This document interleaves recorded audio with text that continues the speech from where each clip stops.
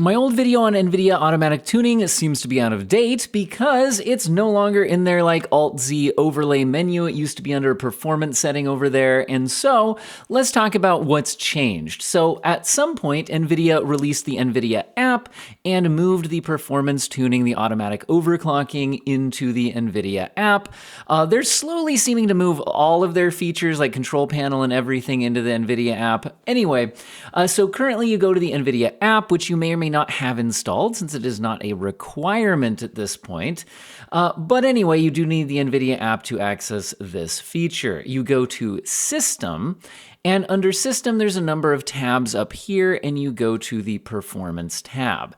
Now here you can, monitor a bunch of stuff on your GPU, but if you want to use the automatic tuning, there is a little toggle switch here that you need to click. Now, when you do this, there is a disclaimer and it can seem a little bit scary. Warning, tuning your GPU or changing performance limits may cause your PC to show visual artifacts. Your PC may become unstable, and you have to agree to continue. Now, here's the thing. It is absolutely true that there is potentially downsides to overclocking. So what overclocking is essentially doing is saying, okay, every graphics card that comes out of the factory is set to settings where the factory is confident that all of them can run at those settings stably without causing issues.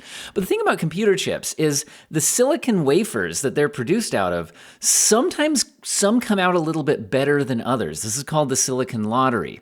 And so the thing is that those factory settings are generally set based on the worst possible chips, making sure it's stable, which means that a lot of the other chips can run at more aggressive settings, either give them more power or run at the same speed at less power. And overclocking and undervolting is essentially taking advantage of that. There's a good chance that your chip can run at least a little bit better than those more conservative factory settings. That being said, there is no guarantee that you didn't get the bottom of the barrel chip that runs at exactly what the factory certifies and nothing more. Some people get those. This is why I don't include overclocking results in my GPU reviews, because there's no guarantee that what my particular golden sample chip might be able to do, if I got one, would match yours. That being said, some people are scared of overclocking, and I will say that, well, extreme overclocking might be in some ways potentially risky.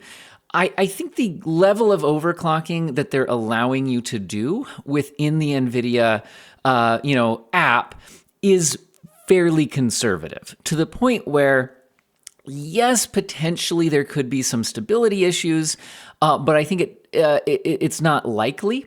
And even if there are, if you're noticing after you run an overclock that your games are crashing more often, or your PC's locking up more often, or you're noticing weird little visual sparks in games that you didn't usually see, something that looks weird, that's a sign of an unstable overclock. Now, the whole point of NVIDIA's automatic tuning built into their app is that it's going to try to test for those things for you and operate within some pretty conservative limits. So, in other words, I don't think you need to be super scared by this disclaimer. You can agree and continue. But just keep in mind that there can be stability risks, even with minor overclocks. Now, notice that once I've done this, it has started a scan. Now, this is going to take a while, because what this is doing is essentially a similar thing to how you would do a manual overclock. So when you're overclocking manually, what you are essentially doing is you are trying to slightly bump up the GPU settings a little bit more aggressively, and then test for stability. And if it's stable, you then bump it up a little bit more and then test for stability. Then bump it up a little bit more and then test for stability.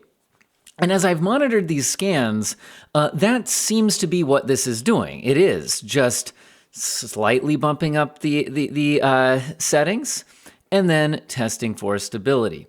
Now, I'm going to go ahead and stop this scan because I think we should probably actually adjust some of these to be a little bit more aggressive before we run the scan. So to take advantage of an overclock, you are probably going to want to allow your GPU to draw more power than what it normally does out of the box. So here, my voltage maximum looks like I can scale that up quite a bit. And my power maximum percentage, I can scale that up quite a bit. You can also scale it down. And then you can set fan speed targets, which have to do with, how noisy this all might get. And that's another potential downside to overclocking. If you are feeding things more power, it is possible that it's going to be harder to cool and things could run louder. So if you don't want your PC to be loud at the trade-off of a tiny bit more performance, again, that's another thing to consider. But anyway, so potential downsides to overclocking can cause stability issues, can cause more noise, more heat. Over the extreme long term, running, at higher temperatures and voltages, etc. Some people wonder, is this going to wear out my GPU faster? And honestly, with the kind of conservative overclocking targets and things like that are accessible through this kind of menu, I think that the technical answer is sure, it could be a little bit harder on your GPU, but I don't think that it would be the kind of thing that I would expect to suddenly just burn out your GPU within the normal, realistic lifespan of it. So I'm going to be 100% honest. I don't usually overclock or undervolt any of my computer components. For me, I value stability more than anything else in my PC, because to me, the most annoying thing in the world is a game crashing or having issues. And so if I notice a game crashing, I want to be confident that it's an issue with the game I need to resolve and not an issue with an unstable overclock that was stable in one game but not in another game, because that's another thing that you can run into. I also don't particularly like my, a PC sounding like it's blasting off into outer space or anything like that. So but that's lesser concern. And if you get into undervolting and things like that, that can even improve things. So in general, personally, I don't really find overclocks to be totally worth it, from the sense of, honestly, you usually get low single-digit performance gains. Sometimes you can get more. But then it's not particularly meaningful performance for the potential loss in stability. That's my personal preference. Now, other people totally feel otherwise, and that's perfectly fine. And again, you can run this scan. It does take a while.